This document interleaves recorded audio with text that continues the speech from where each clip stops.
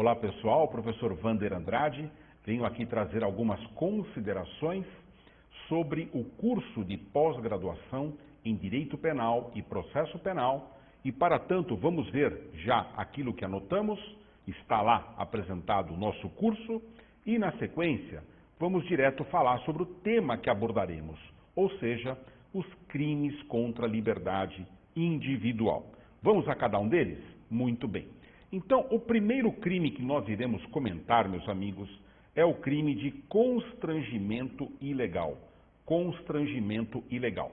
Diz o artigo 146 do Código Penal, constranger alguém mediante violência ou grave ameaça, ou depois de lhe haver reduzido por qualquer outro meio a capacidade de resistência, a não fazer o que a lei permite, ou a fazer o que ela não manda, pena, detenção de 3 meses a 1 ano ou multa. Objeto jurídico, a liberdade individual. Tipo subjetivo, o dolo, a vontade livre e consciente de constranger alguém. Vamos explicar isso melhor? Vamos lá. O verbo constranger, que é o núcleo do tipo penal, o núcleo do artigo 146 do Código Penal, ele significa obrigar alguém a fazer o que não quer.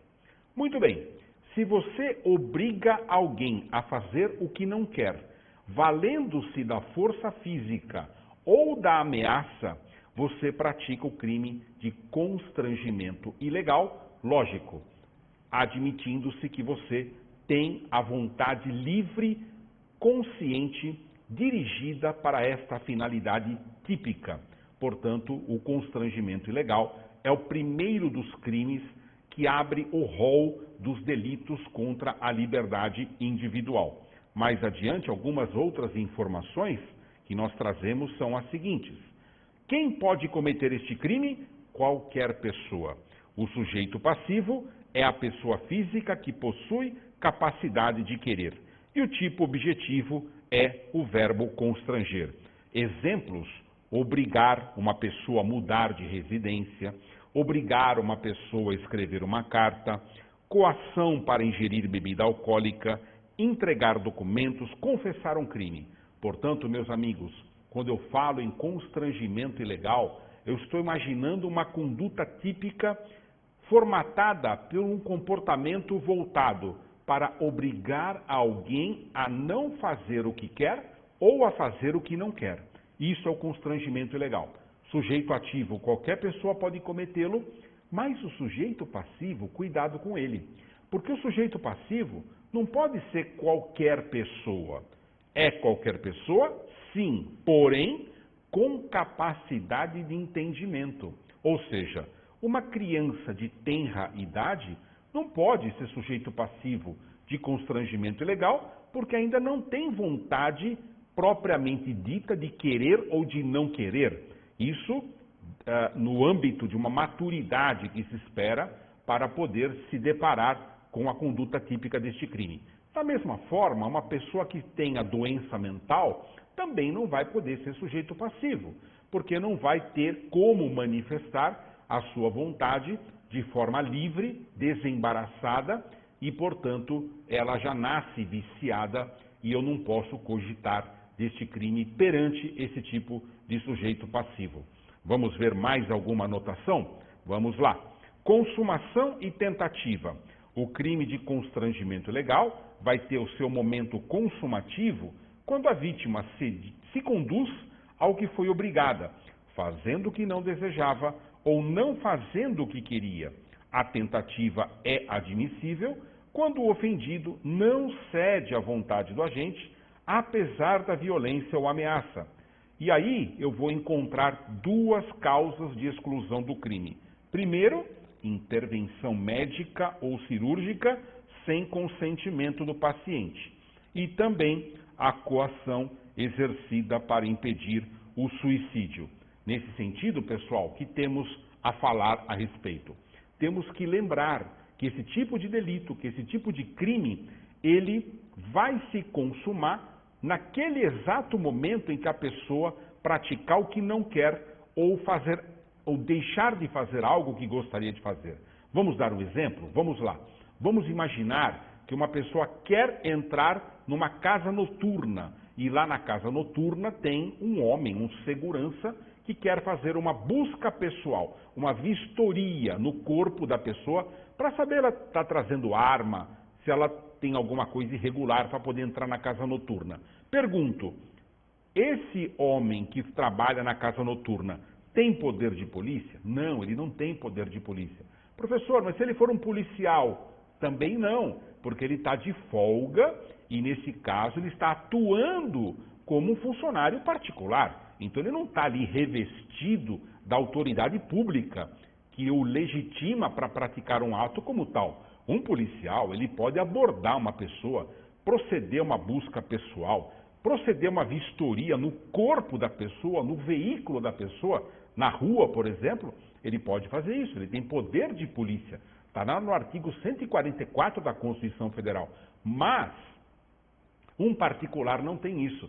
Então vamos imaginar, eu vou para uma casa noturna, chego lá e eu falo, olha, em mim você não vai colocar a mão. E esse segurança, aviltando, usurpando a sua função, ele vai lá à força e me submete a uma busca pessoal. Esse segurança está praticando crime de constrangimento ilegal. Ele pode ser preso nesse exato momento, porque nesse exato momento o crime está consumado.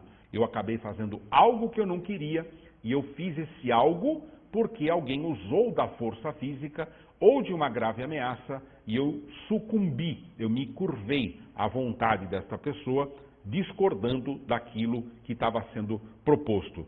Lembrando também, existem aqui duas excludentes de crime, ou seja, se ocorrerem situações como estas colocadas pelo Código Penal, essas pessoas não responderão pelo crime.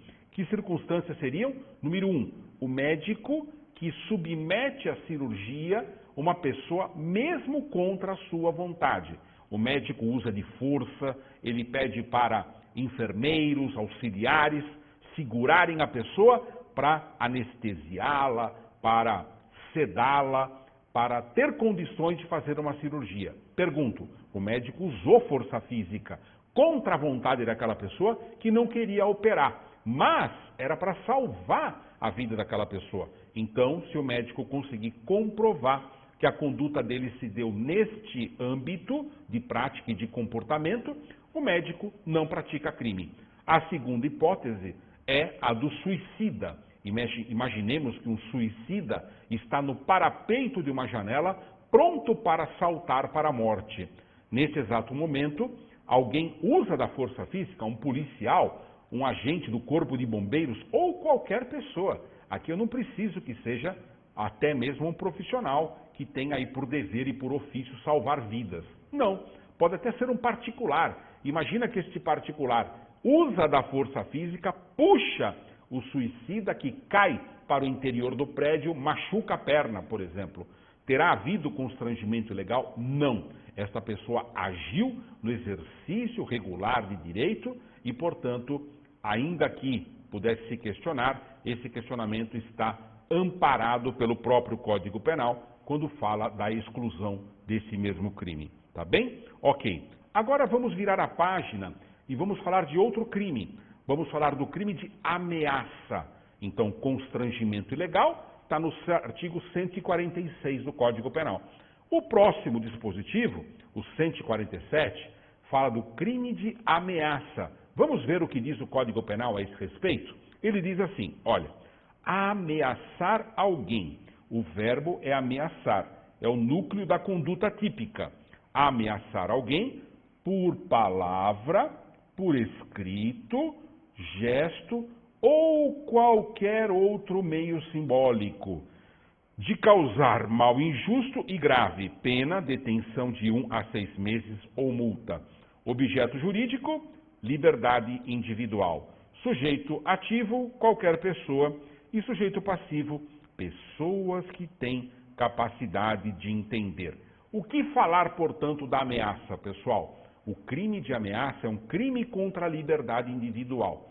Vocês acabaram de ver que a pena desse crime não é uma pena muito rigorosa. Ao contrário, diz o Código Penal, no preceito secundário, que a pena é de detenção de de 1 a 6 meses ou multa. Isso é importante? Saber a pena? É importante. Sabe por quê, pessoal?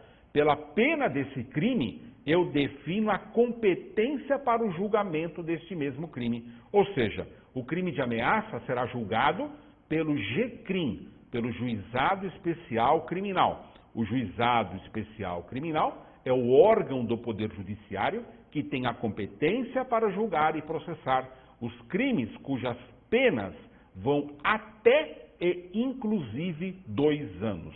Crimes, contravenções penais, não importa.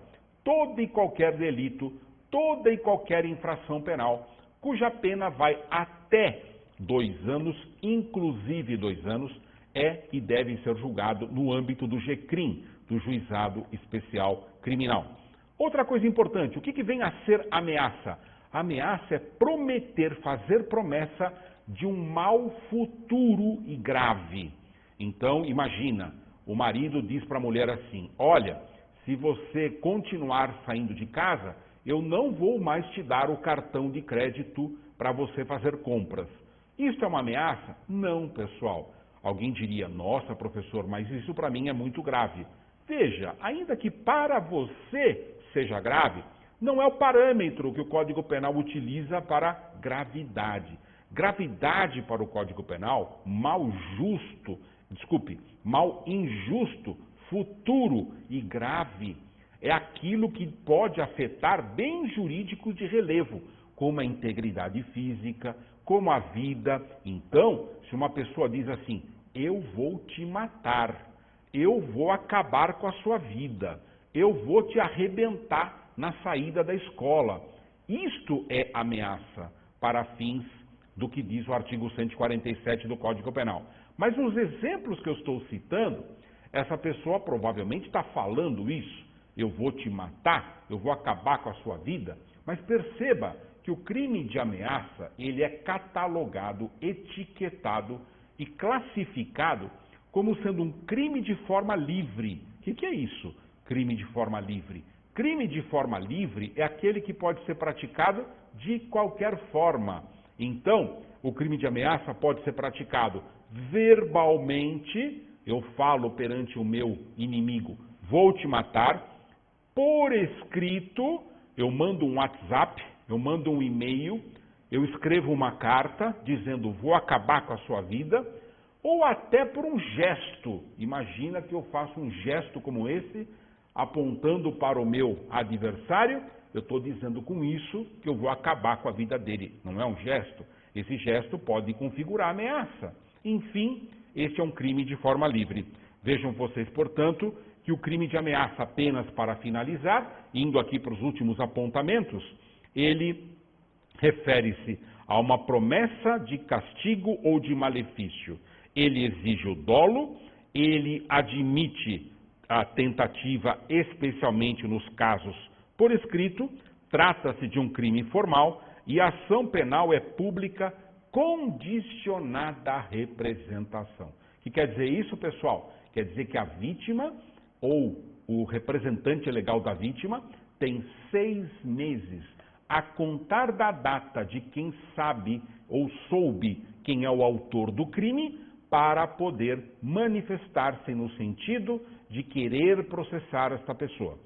Se a vítima ou o representante legal da vítima não se manifesta no prazo de 6 meses, sabendo quem é o autor do delito, opera-se decadência e, nesse caso, não há mais como processar porque operou-se uma causa extintiva da punibilidade. Tudo bem? Ficamos por aqui, nos encontramos no próximo bloco.